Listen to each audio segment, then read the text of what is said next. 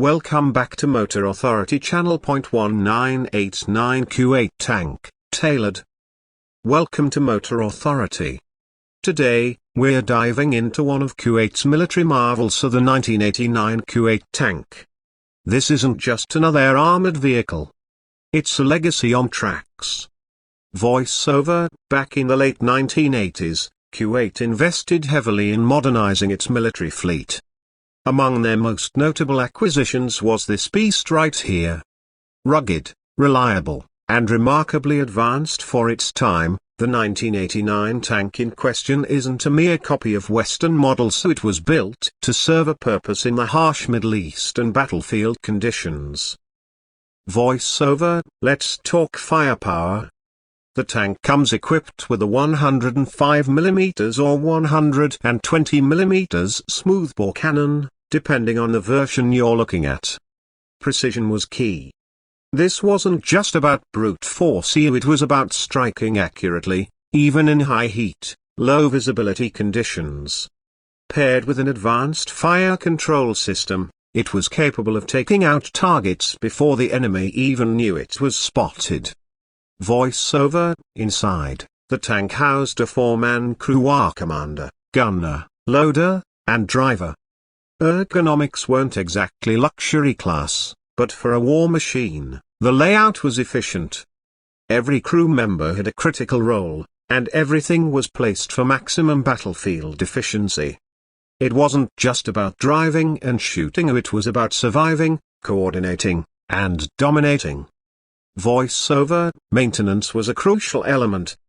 Tanks in desert climates face extreme wear and tear as sand, heat, and dust grind down components fast. But this model was built tough. With routine service and well-trained crews, the tank could roll out into combat again and again. Kuwait's engineers adapted maintenance protocols specifically for desert warfare, something many Western forces underestimated at the time.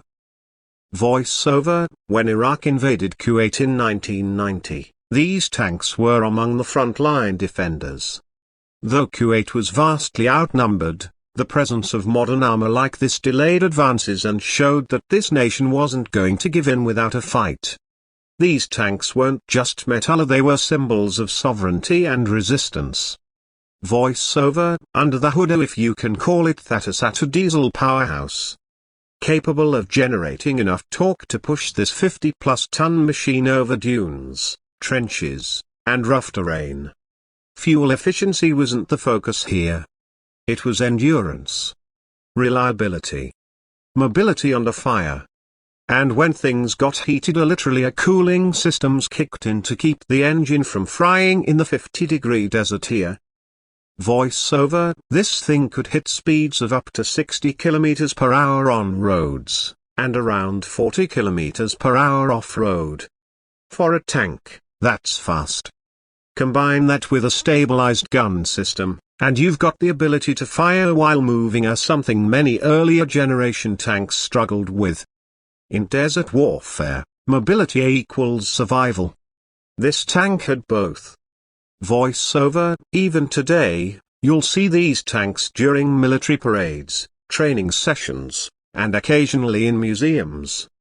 They serve not only as machines but as reminders of what Kuwait endured and how it stood up.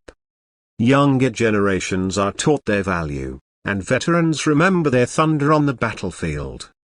Voiceover: restoring one of these is no easy task. Original parts are rare, and documentation from the 80s isn't always easy to find. But Kuwait's dedication to its military history means there are passionate teams out there bringing these machines back to life, bolt by bolt. Voiceover: this is more than just a war machine. It's a story in steel. A testament to engineering under pressure, design tailored to one of the world's harshest environments, and a symbol of resistance.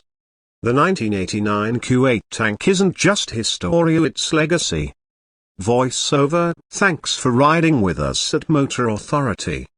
If you love military machines, Gulf history, and raw power on tracks, make sure to like, subscribe, and join us for more in-depth features straight from Kuwait and beyond. Until next time, keep your engines running and your history alive.